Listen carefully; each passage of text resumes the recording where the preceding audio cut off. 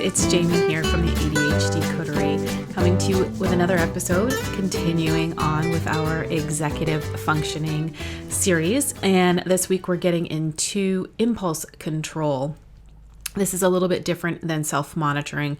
Last week we spoke about self-monitoring, and that's a little bit more of developing the skill of being able to sort of check in with yourself, reflect on what you did and didn't do and how well you did in certain areas, and kind of being able to keep yourself in check and hold yourself accountable.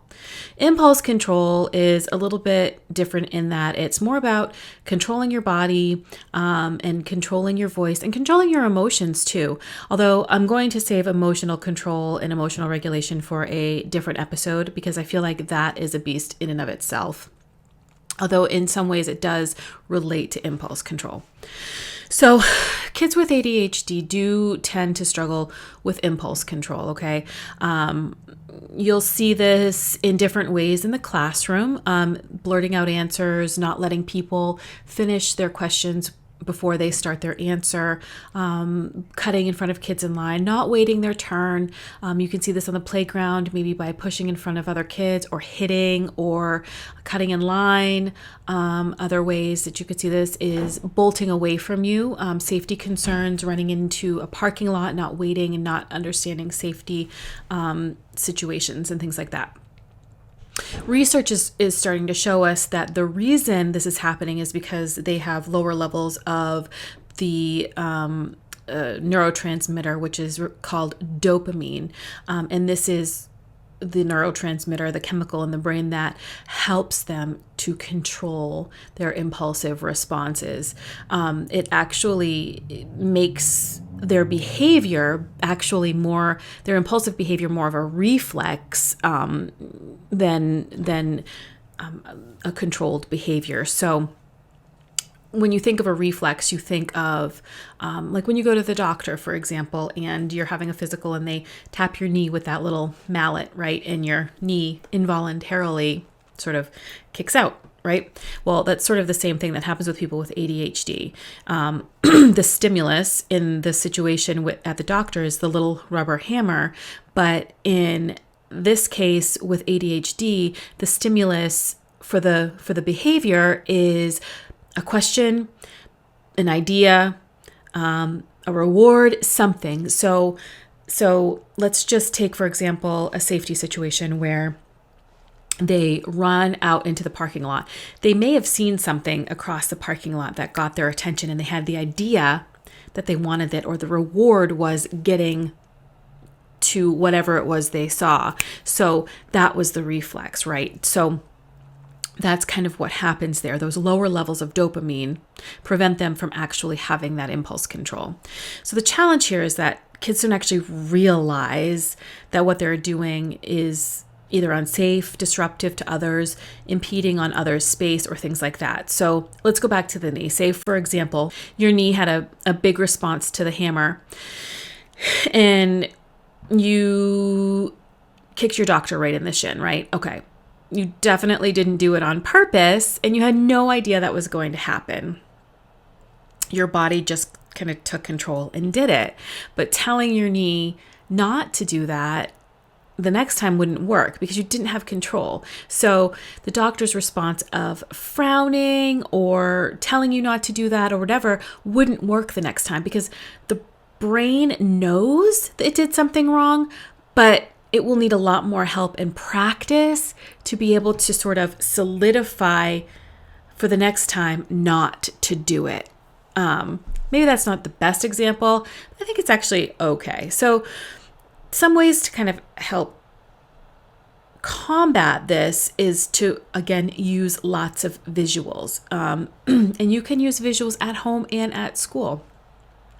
And for the first several weeks or days at home, you can use pictures and have the rules up at home and at school until they're committed to memory.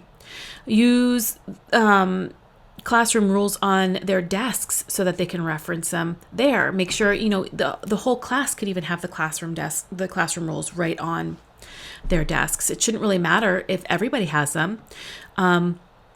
You can have secret codes with your child, right? And that's kind of a fun game. The teacher could have a secret code. So when the child is starting to get out of hand, then the teacher can kind of give a little bit of a secret code. It can be sort of like, I don't know, a secret language between the two of them. And they can know that, oh, time to kind of rewind it and let's practice.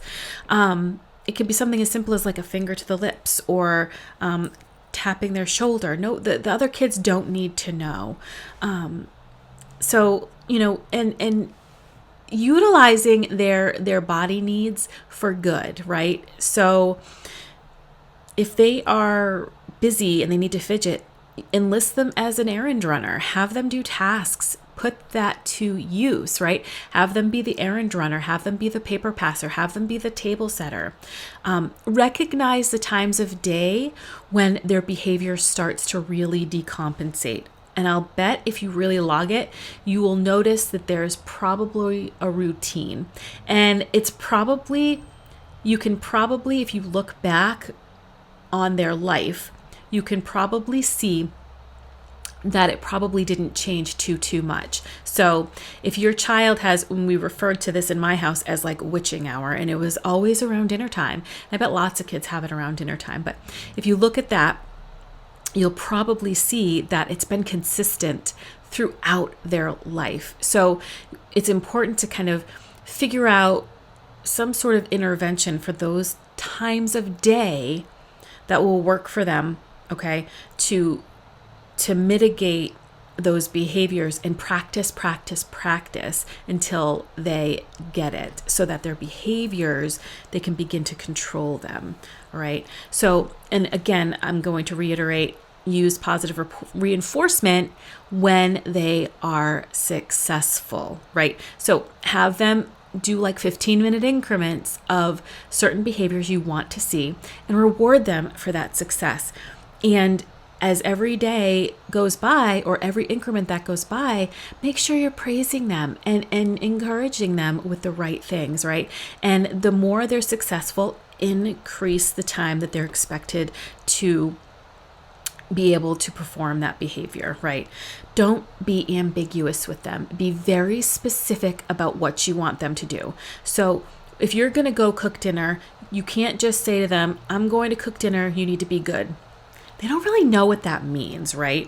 Or so you need to say instead, I'm going to cook dinner. While I'm cooking dinner, you may play Candyland, you may jump on the trampoline, or you may go ride your bike. Those are the 3 things you may do. And they can choose, right? And the other thing that I want you to veer away from is using the negative form, okay? Always, instead of saying, don't do this, because okay, fine, don't run. Okay, great. Well, I'm going to just figure out in my brain something else to do. And the chances are good that it'll probably be something that I'm not supposed to do again. So again, instead say walking feet, or give them what you would like them to do so that they don't impulsively choose another wrong choice. So those are some ways to help with some of that impulsivity. I've got lots and lots of more ways to kind of combat that, and different tips and tricks and tools for you to use and implement at home and at school in my executive functioning course that's launching on May 1st. So you can certainly access that. The link is going to be right here in the blog.